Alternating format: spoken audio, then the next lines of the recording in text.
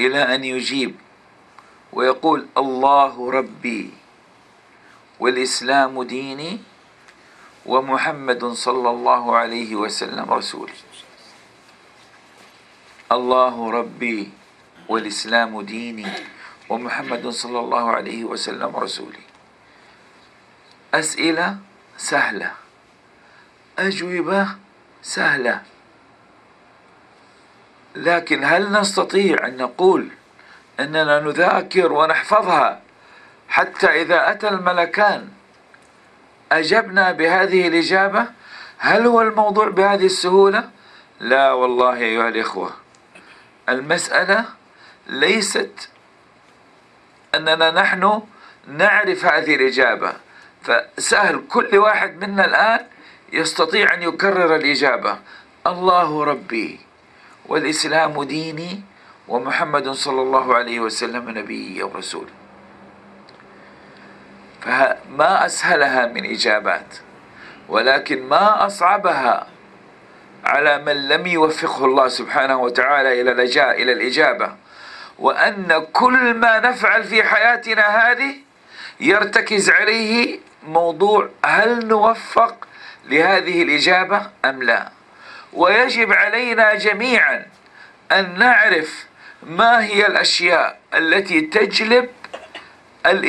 تجلب وتمكننا من أن نجيب الإجابة الصحيحة، وما هي العوائق التي تعيقنا من أن نجيب الإجابة الصحيحة.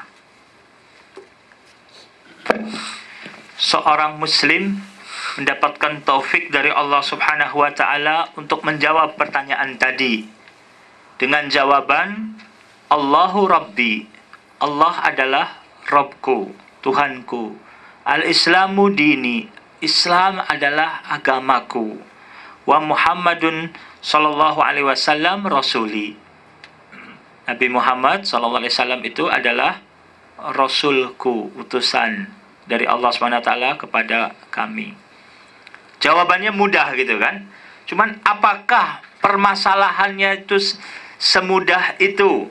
Bisa dengan kita pelajari, kita hafal, kemudian nanti kalau kita masuk dalam kubur ditanya oleh malaikat bisa menjawab dengan jawaban yang kita sekarang sudah hafal. Tidak mudah seperti itu permasalahannya. Jadi jangan kita anggap bahwasanya bisa saja dengan dihafal sekarang, nanti kalau kita meninggal kita akan bisa menjawab karena sekarang saya sudah hafal, gitu. Tidak. Maka kita sekarang harus kita tahu kira-kira hal-hal apa saja dalam kehidupan kita di dunia ini yang dapat membuat kita ini nanti bisa menjawab di kubur itu dengan benar. Dan halangan-halangan apa saja yang membuat kita nanti di kubur nggak bisa untuk menjawab pertanyaan tersebut. Itu yang perlu kita pikirkan dan kita harus ketahui.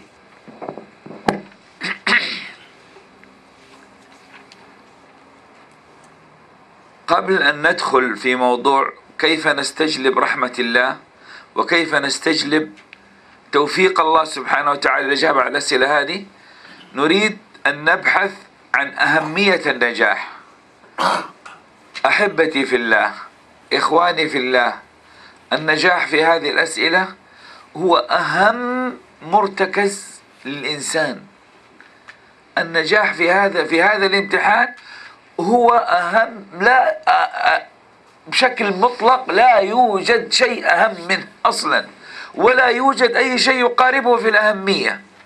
بل لو نقارن أهمية هذا الموضوع بأي أهمية أخرى تسقط هذه الأهمية تماما.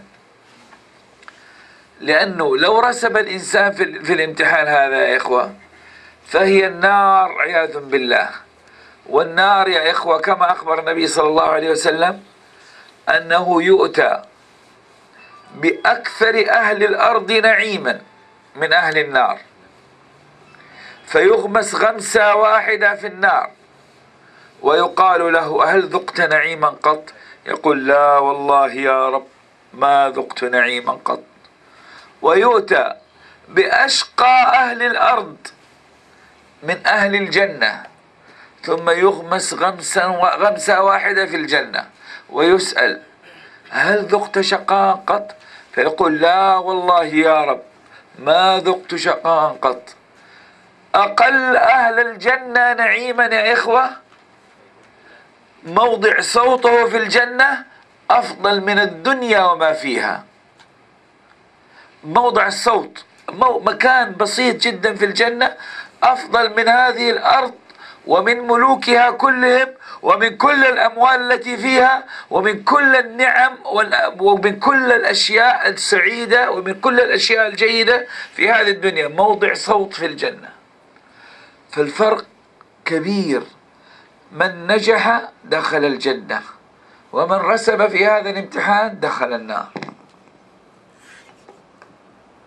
Sebelum kita membahas hal-hal apa saja yang bisa mendatangkan rahmat Allah kepada kita, hal-hal apa saja yang dapat mendatangkan taufik Allah untuk kita untuk bisa menjawab pertanyaan tersebut, maka saya ingin menyampaikan, kata beliau, tentang pentingnya lulus dalam ujian ini. Sejauh mana pentingnya untuk lulus dalam ujian tersebut.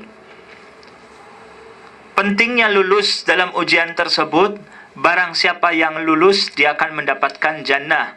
Barang siapa yang rasib, tidak lulus, gagal, maka dia akan mendapatkan api neraka, wal'iyadzubillah. Yang beratnya, pedihnya siksaan di neraka itu sangat pedih sekali. Dalam hadis yang sahih diberitahukan, didatangkan penduduk ahli neraka yang di dunianya mendapatkan kenikmatan dunia, banyak mendapatkan kenikmatan dunia, kemudian dicelup dengan neraka satu celupan, kemudian ditanya kepada dia, apakah dulu kamu di dunia pernah mendapatkan kenikmatan sedikit saja, pernah merasakan nikmat sedikit saja? Dia mengatakan, tidak, wahai Rabb, saya di dunia tidak pernah merasakan nikmat sedikit pun. Karena merasakan siksaan neraka tersebut, lupa dan hilang semua segala yang pernah dia rasakan nikmat itu, seolah-olah dia tidak pernah merasakan nikmat sedikit pun. Karena beratnya dan pedihnya siksaan api neraka. Kemudian didatangkan seorang penduduk ahli surga, ahli jannah. Tetapi ketika di dunianya banyak mendapatkan penderitaan-penderitaan dunia, kemudian dicelupkan ke dalam surga tersebut dalam satu celupan. Ditanya setelah itu, apakah kamu pernah merasakan penderitaan di dunia saat kamu hidup di dunia? Dia mengatakan, tidak pernah ya Rabb, saya tidak pernah merasakan penderitaan dan kesengsaraan sedikit pun. Karena sudah merasakan nikmatnya jannah, lupa semua dengan pernah penderitaan yang pernah dia alami waktu dia hidup di dunia. Di sini menunjukkan tentang pentingnya kita mengetahui begitu pentingnya lulus dalam ujian hidup di dunia ini. Akibatnya bagi yang lulus akan mendapatkan jannah dengan penuh kenikmatannya, dan barang siapa yang gagal dalam ujian akan mendapatkan siksaan neraka yang sangat pedih.